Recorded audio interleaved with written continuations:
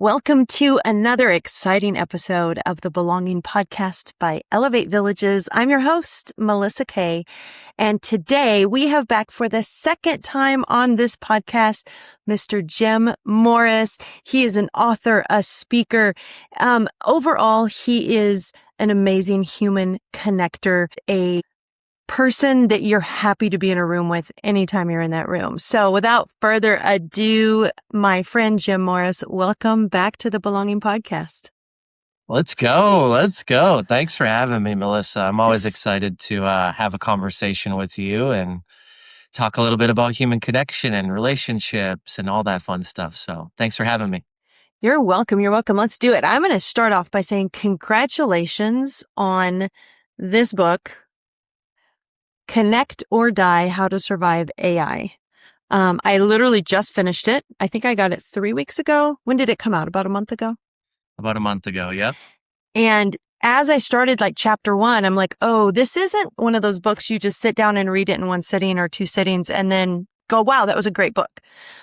Not because it's not easy to read, it's very easy to read, but because it's so filled with wisdom. Every single chapter I had to stop and process, and you give little exercises at the end of each chapter to help us absorb the content. And so I really appreciated that.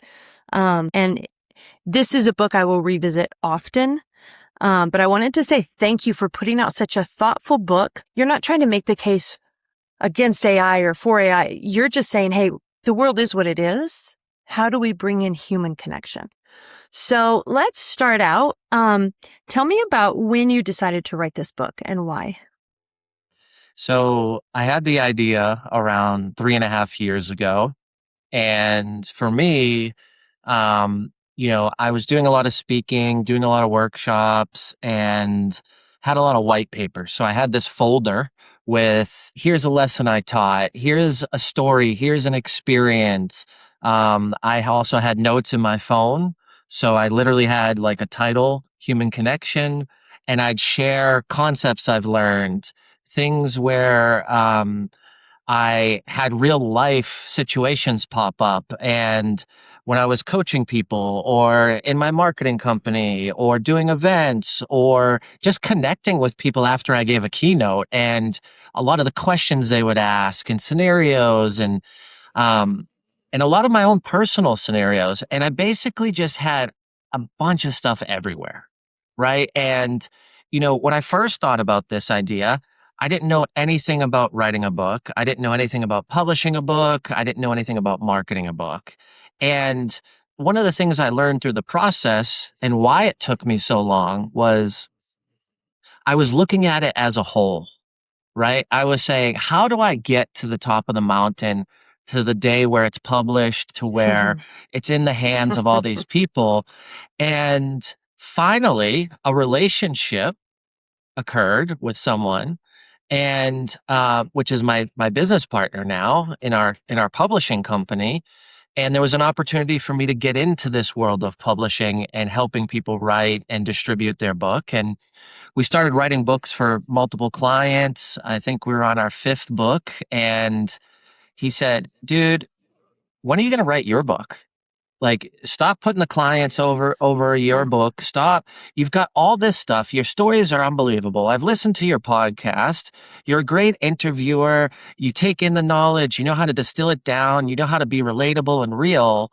And I started writing. And then I started going back and looking at a timeline of my life. And what I realized was when I took the timeline of 0 to 7 years old, right? And then middle school and high school and post-college, and when my career really started to develop, and when I left to be an entrepreneur out of the corporate world, and some of the struggles and some of the biggest moments in my life, what I realized through all of that was the importance of connection, the relationships.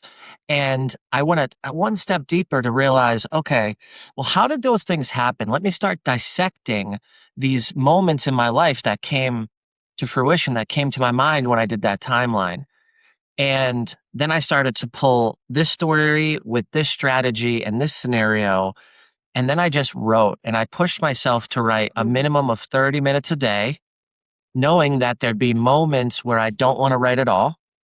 and it could be complete garbage or I could just not be in the headspace, but I had to put in 30 minutes every day. And then I started to realize after day 4, day 5, oh, I look at the clock and it's been 2 hours. Or, I go into a meeting and I'm like, you know what? I'm not going to go home tonight. I'm going to go back to the office. And then from 9 o'clock to 2 a.m., I'm writing. Mm. And then I'm waking Mm-hmm. up and I'm writing 2 more hours. So the biggest lesson for me was to make it happen was have the right people in my circle, ask for help, and then ultimately look at it in small pieces. Can I finish one chapter? Can I finish 2 chapters? And write as much as I possibly can, and then go back and edit and distill it down and carve and add and research. Because when I first started this 3.5 years ago, I was in an Airbnb by myself and I was just super overwhelmed. And I Mm. wanted to finish chapter 1, edit it, make it perfect, and then move to chapter 2. And that hindered Yeah. getting up and doing the thing over and over again. So it's a 3.5 year process, a lot of depth, a lot of emotion. One of the things that I've realized through the process, and we tell a lot of our clients, is um, a good book is the story that you don't want to tell. A great Mm-hmm. book is the story that you never want to tell. Oh. And the Oh. first couple chapters I almost took out of the book. But again, a relationship, someone was like, you're not taking it out. That's the depth of Mm. how you learned a lot of these skills. Mm-hmm. Mm-hmm. It's a powerful read. Jim, when you were writing, take us back to a time, not what you learned about writing a book. Those are really valuable lessons. But if you would indulge me, when was a moment when you were writing? Well, let me tell you, when I wrote my first book, I would be just, I wrote on a computer, on a little laptop, and I would just sit there and I would start crying, like just tears. Like I was trying to get it out of my head, but the tears were dropping on the keyboard and I was afraid it was going to short out. Like I remember that moment and I know what I was writing in that moment. Did you have one of those moments or many of I those did. moments? What I was one did. of them that you wouldn't mind sharing with us? Like what was it you were telling and why was it so impactful for you? The most powerful moment was when I was writing about my parents being addicted to OxyContin and feeling extremely disconnected. My dad coming to me and saying, insurance will only cover your mom to go to rehab right now. So when she comes back, I'm going to go, but I need to borrow $500 from you or I'm going to take my life. I need to get oxys. And that moment was something that I was the darkest of the days because I felt that I didn't have parents anymore. I was being the parent in that Mm-hmm. moment. And it really hit me hard. And then I moved from sadness to anger. So I was crying because I Mm-hmm. was reliving this. And when you write, I believe a good book is the detail of those experiences, right? So, Absolutely. describing how I felt, describing where I was, describing taking a swing at my dad, missing, breaking my hand, putting it through the wood panel walls of the house, going in the depth of the detail. I was sad, I was crying. And then I transitioned to anger. And the biggest struggle was I started to go back to victimhood in that moment, which is something that I've Mm-hmm. worked on to stay out of. So by reliving that experience in the detail, I went to victim and I started to get angry.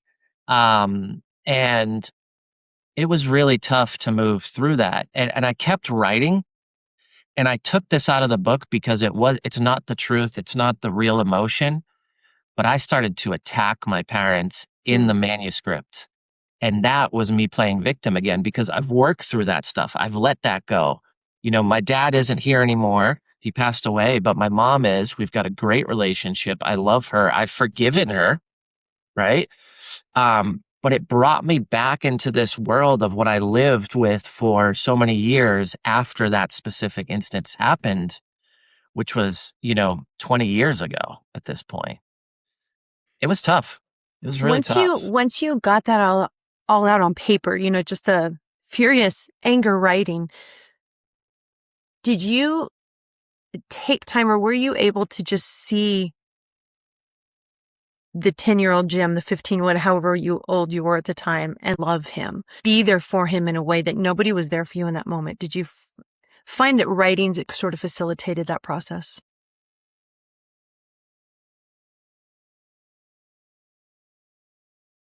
It was a moment where I'm just getting a little choked up over here. It was a moment where uh, I was proud. It was a very Mm. proud moment that I didn't have to hold that hatred anymore.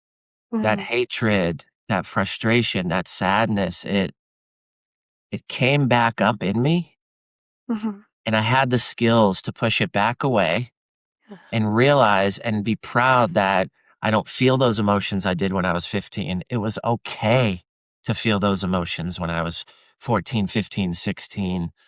I'm not broken, I'm not hurt, and it's gonna come up in those highly emotional scenarios. I'm Mm. going to revisit it again, Mhm. but it's okay that I was stuck in those moments because I'm not stuck in those now, and I have the skills, and I have the people to talk to, and I have the relationships, and I have the trust, and I have the belief in myself. In those moments, the biggest struggle for me was borrowing belief that I wasn't gonna fall into the same scenarios. I wasn't going to ruin my life. I Mm. wasn't going to be financially, um, stuck, because that's how I felt in those moments. So, it really brought me back to a lot of the emotions and then gave Mhm. me a level of pride that it's okay that I felt them and it's gonna come, but I'm stronger than that. I don't need to feel like this.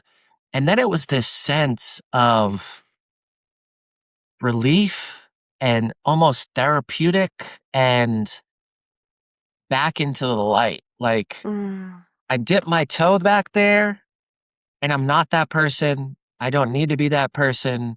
It may come in triggers or waves, um, but I'm not gonna let that overcome who I am today and all the work I've put in mentally and navigated some of those challenges. And for me, it was a wide range of emotions in about 45 minutes of time. I feel like I felt all the feels, you I'm know? sure there is something so uh, healing about writing, because yeah, you're getting down, especially when you're writing reflective about things you've learned in life, and you have to go back into those scenarios that maybe at the time you didn't see clearly because we protect ourselves, and then going back to see it. Totally. Yeah, it was a brave, it's a brave book, and it's a wise book, and it's warm, and it's funny, and I mean, just great stories in it. So let me go. I have a bunch of stuff highlighted, but there was one I want to make sure we talk about. So before time gets away from us, this sentence says, "You were built to live in a tribe, but you're trying to survive on an island." And then you tell a story about an Italian village and the longevity they're experiencing, and being Elevate Villages. I really wanted to sort of dive into that a little bit and talk about sort of the myth of resiliency and like this whole independent, pull yourself up, self-made people, and just the lie that has told us that is now separating us. So let's see, where should we start? Um, I'm just going to hand it to you in this Yeah. context. What do you want to talk about? What do you want to share with me, or tell the audience? So I think, we grow up and we want independence. We want to be self-sustainable. We want to um, move away from our parents and go to college. And then we want to move across town or across the state or across the country and really be in this mindset of, I don't need help. I'm an adult. I know everything. I'm good. It's kind of like this, like beating on your chest, like, "Ugh, I got this," right? And Yeah. that's how we define freedom.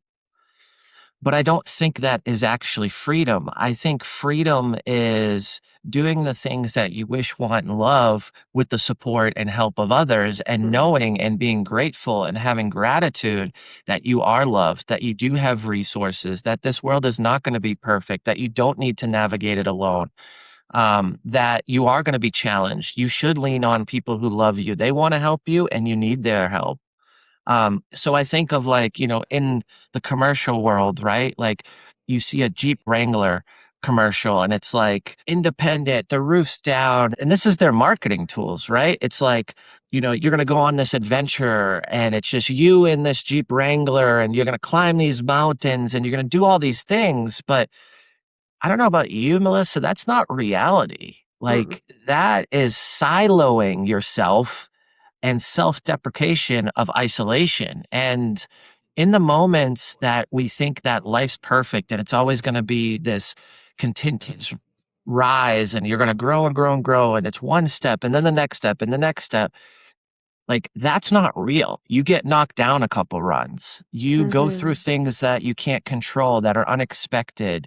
Your boyfriend or girlfriend could leave you. You could go through a divorce. You could lose a loved one. You could have a best friend commit suicide. You could have someone hiding a drug habit. Like there's all these things that emotionally will bring you down. You're going to want to have a resource. You're going to want Mm-hmm. someone who knows you, believes in you, you can borrow belief and hope from, that will tell you the truth. Hey, you're messing up, or hey, you should keep doing this, man. You're lit up about this. I could see the passion. I could see how your skills are aligned with it. Like, keep running as fast as you can down this road, or you're going down the wrong path. And if you Mm-hmm. don't fix this and get help and make a change, you're not going to be here anymore, or your business isn't going to be here anymore. So when I think about this word of independence, I started to research um, some of these other societies and countries where longevity has occurred in their life, where the average age is 10, 15 years longer than the average age in the United States. And when I looked at the villages in Italy and I looked at the multi-generational homes, I started to dive deep into these studies around, it's not a peptide they're taking or getting in a sauna 7 days a week or eating birdseed for breakfast, lunch, and dinner. Like these people that are living to this age, they're happy, they're highly connected with themselves, and they're highly connected amongst multiple generations. So, what I mean by that Mm. is the person in Italy is drinking wine throughout the day, they're eating pasta, right? They're not fasting for, 48 hours every week for cell regeneration. And the biggest thing in the studies that I looked at was the fact that this grandmother lives in this village, in this home with her son, her daughter-in-law, their two kids, and maybe even their kids, right? So their grandbabies, their great grandbabies, and they participate with the family. So maybe the grandma is reading to the kids. Maybe she's involved in homework or an art project. Maybe she's helping her daughter or son in law make dinner. And her day from start to finish is highly connected with people that she adores, people she wants to be Mm-hmm. around, and people she loves. And not only is it that home, but maybe there's a dinner that gathers the neighborhood. Maybe there's a relationship with the neighbor and their family. And there's impact, there's conversation, there's a back and forth of opinion and understanding and belief. And ultimately, there's a high sense of belonging.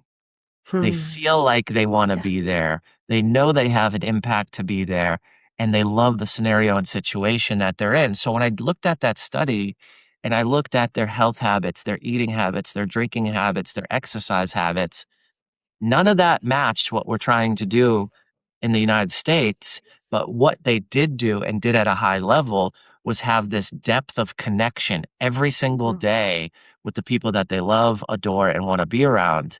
And I think in the United States, we push people to be independent and do it all yourself and just keep leveling up and getting to the next run on the ladder. And we're dying early deaths and we're unhappy and we feel lonely and we're isolated, and then we wonder why, isolation was determined as an epidemic in the United Yeah. States. Yeah. When you talk about that connecting. Like when I think about this intergenerational family, a lot of people sharing a home. I know there's like the memes running around social media about just give me like a place in the country and no people and no technology and just leave me alone, kind of that thing. Or I like dogs better than people. Like there's a lot of that going out that we don't like each other. We don't, because people are problems and people are messy. But in the book, you made an astounding point about why that's important and why that does for us what AI can't do.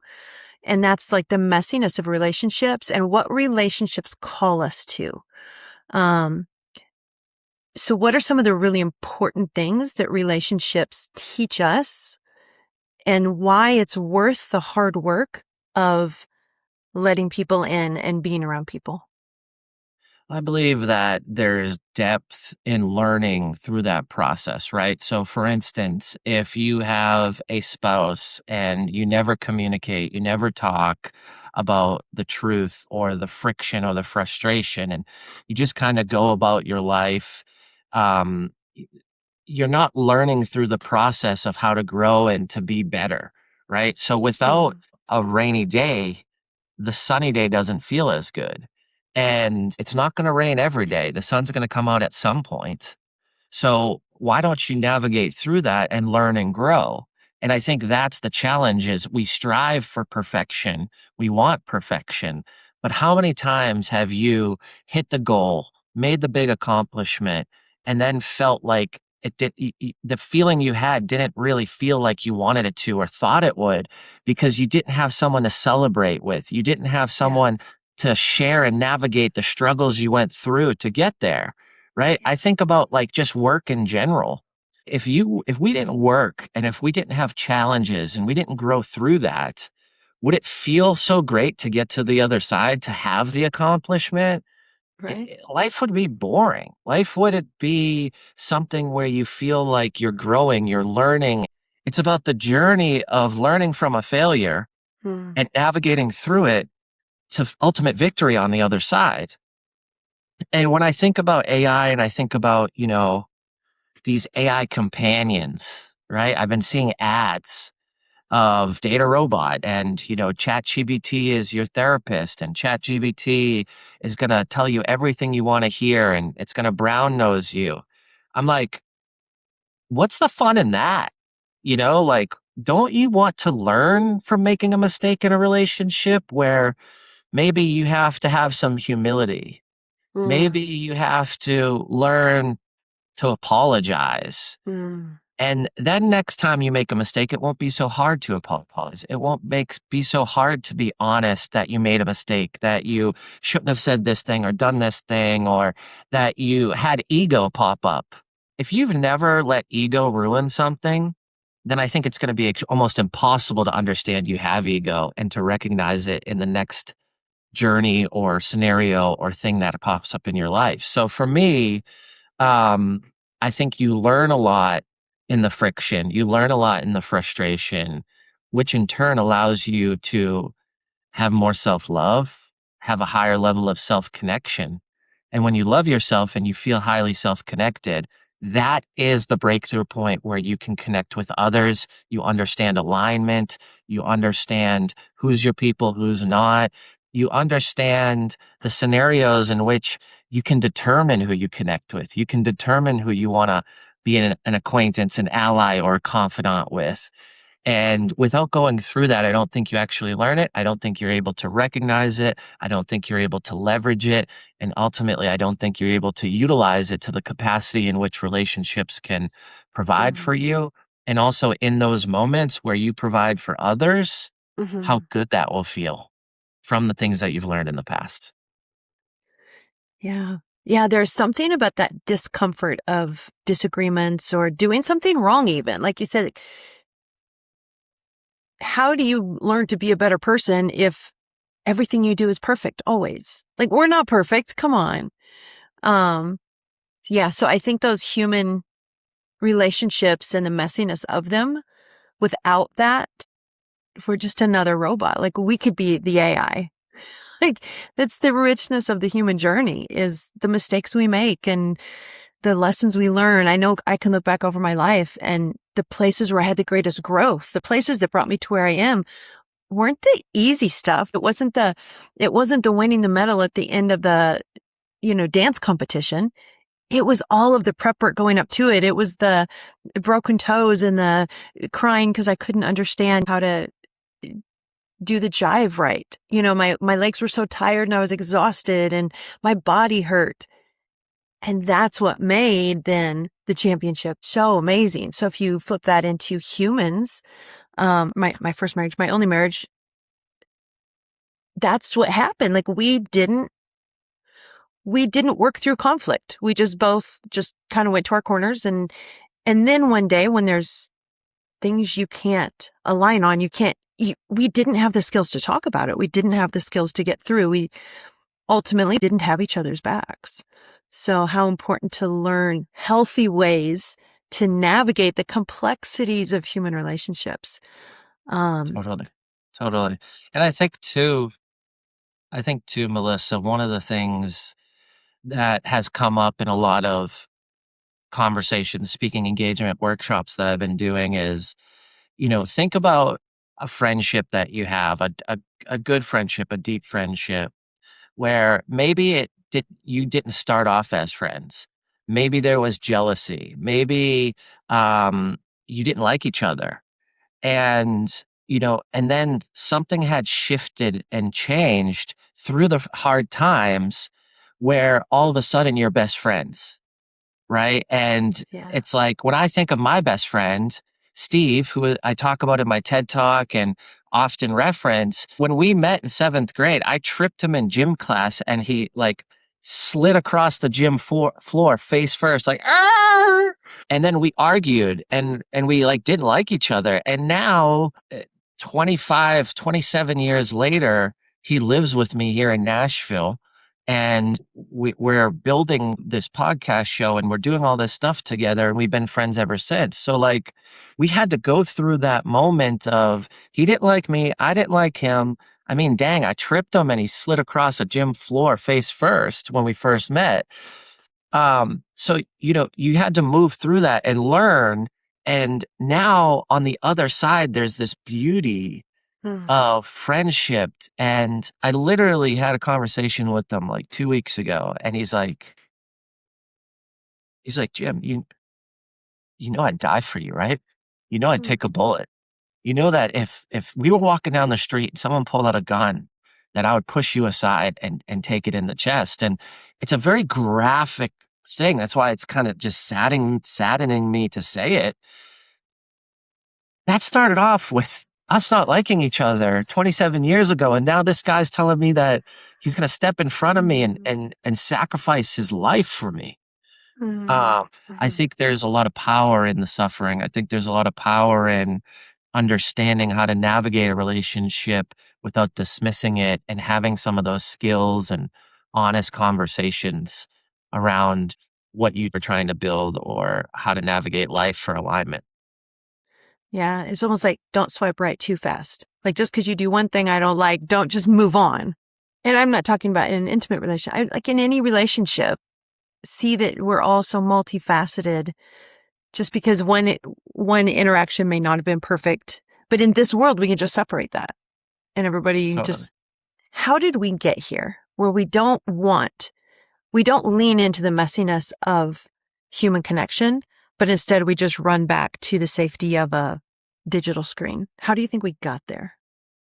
I think for me, and I'll share kind of my personal thoughts and journey around this, and then I'll share kind of an overview of what I think is a bigger scope. When I was growing up, everything was, seeking the opportunity for ease and comfort, right? So my dad worked hard and my mom worked, and everything was a struggle for me personally, right? And it was like, well, I don't want to live that life. So, how can I do things as easy as possible and be as comfortable as possible?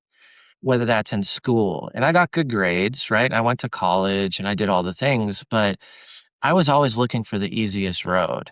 And I think that was because of the trauma, that was because of the hardships where I just was done with it. I was like, I just want comfort. I want ease. So I Mhm. started to build this mindset of like, well, what's the easiest class to take to pass college?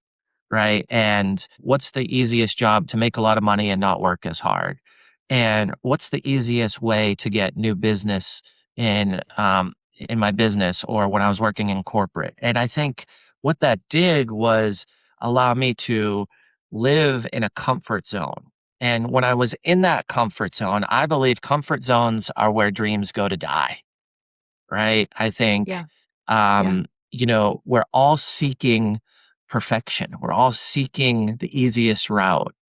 And I think when you walk the hard road and when you separate from the pack and when you really believe in your purpose and you go do the things that are hard that may not have an immediate reward, that may not have a massive financial gain in year one, but it may take year five or year seven.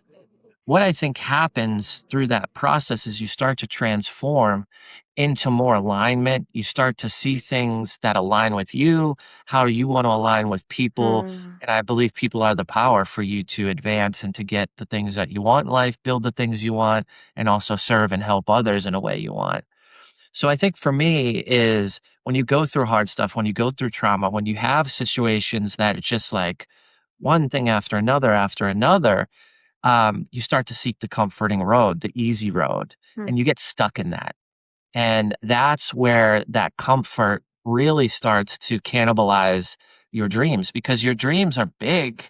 They're big picture. They're incorporate a lot of people, that incorporate a lot of resources. And there a lot of those things are new. You have to go up against those challenges. You have to figure it out. You literally Yeah. have to figure it out. And I think I didn't want to create, I just wanted the solution for a while. And I think with social media and the information age and AI is we don't want to critically think. We don't want to bring in and rely on our internal genius and our knowledge and our Mm. experiences. We just want the solution and we're moving so fast, right? We're trying Mm. to keep up. Mhm. We're trying to get the next thing. We don't actually live in presence. So on a larger scope, I think that we are moving extremely fast because the world is fast, and I think we don't wanna be left behind. I think that we don't wanna be in a scenario where we have the humility that this dream took 15 years or this business took 40 years to be profitable or, this scenario isn't happening as fast as, you know, Sally Sue down the road who did this in 6 months. And I think we went into this age during COVID where everybody was using social media to share the highlights. And you can do this in 60 days and 90 days. And the algorithm was pushing Hmm. and social media and the internet was pushing that normal is the 0.0001% of people who hit the jackpot. Right. And I think we were given a different script that is not reality, that Mhm. is not sustainable, and is not real. So I think that kind of the world shifted and showed all the highlight reels and showed all these unique kind of unbelievable wins and successes and made it normal. And I just don't think that's reality. I think you have to work hard. I think you have to sacrifice. I think you have to build deep relationships. I think you have to put in a lot of hours. I think you have to use a lot of energy. And anytime I've tried to skip out on some of that stuff, it's failed and hasn't worked because guess what, folks? I'm not the 0.0001%. Maybe I'll hit a jackpot, but I don't know about you, Melissa. When I go to the casino and I hit the slot machines, I don't get 777s and that one out of 1.8 billion hit the button and you're rich. Like that's Yeah. not a typical scenario for me. It's not a typical scenario for anybody I know. And I think if you relate that scenario at the casino back to reality, you're playing a game that you can't win and you're sacrificing those things that are going to get you to where you want to be. So I wonder if that is why those generational villagers there in Italy are so much happier and live so much longer. I don't know if they're happier. I'm assuming they're happier because they live longer because they're not worried about the Western life, houses and cars and stuff. And they're more worried about relationships, which Yeah, I is why think, we have the master connector here to unravel that for us. well, I think, at the end of the day, would you rather have someone holding your hand beside your deathbed telling you that they love you and they're proud of you and they admire the things you Mm. did and you served and you helped people who were in need and you followed your dreams and you did the hard things and you showed up and you had a vision and you walked the path and you put in your best effort? Or would you rather have a $600,000 Maybach sitting in the driveway outside of the hospital bed, looking up at the bright lights and the opaque tiles on the ceiling with regret? And I don't know about you, but I want someone to comfort me and to love me and to tell stories and remind me of the impact I had on this world Mm. while I'm on my deathbed. And I don't really care what's parked in the driveway. I don't really care about owning 50 investment properties or 3 cars or having a freaking in-ground pool in my house, right? I want 5 people around me to have an experience to send me off into wherever God is destined to have me navigate and go next. And I think we all want that. We just aren't vulnerable enough to share that. And we Mm. forget and we don't think about those final days. It sounds morbid and it sounds negative, but um, It's the I want to thing be in we a good all have in place. common. We all have that in common. We're all headed there. Yep. So um, I don't want to have regret. And Mm. anybody that I've spoken to that's much older than me, that's coming up on the average age we live to, or is Hmm. even past it, has always said, "Follow your dreams so you don't have regret. You don't have to accomplish them, but just know that you put in effort and you kept trying and you didn't walk away." And I can't hear that enough, but also I just needed to hear it one time and one time Mm. only. Mm. That's good. All right. Before we close, I want you to do a fun exercise with me. Are you up for that? Let's go. Let's go. Okay. So, and I'm asking you with the, all the depth of your living experience, your, um, highly tuned ability to connect and understand people and you watch people and you gather people. And so from that wholeness of who you are, Jim Morris, imagine that you were walking beside me as we're designing an Elevate Village. What is the one thing that you would want to be sure that we got just right there in the village? It could be a system, it could be a place, it could be any part of the design. What would you design so that our youth who've never belonged anywhere and who've never had a sense of family or home, what would you put in that village to make sure that we're building connection and belonging at the highest level? I think carving out time and energy around having conversations like we're having today, around connection and showing people the path of putting in the energy and effort into relationships to serve others, but also have the support when needed it most. I think, this isn't something that's taught to the youth. It's not taught to adults. That's why I do Mm. this work, right? That's why I'm going on tour with the book because these types of conversations aren't happening enough. And when you have a big win and you celebrate and you feel lonely, that is one of the saddest things to feel. And Absolutely. when you are in a dark place and you have no one to go to pull you out of it, to comfort you, to extract the belief they have in you, to build yourself back up, that's where the path doesn't just go like this, it starts to drop directly Mm. down. That's why people take their lives. That's why people um, abuse drugs and alcohol and sex or whatever the thing is, right? That Yeah. comforts them just a little bit in that Yeah. moment, but they suffer in the future for. So I think having a group where we talk about this stuff, and it's not like there's framework and there's strategy and we can extract stuff from the book, but more so a conversation with deep compassion around what someone's navigating and the tools specific to what they're navigating or answering their questions. One of the things we did last week at an event that I had was I got up there in jeans and a t-shirt and I sat down and I said, let's talk about your relationships. What's working, what's not working. And what people did was they talked about where they struggled.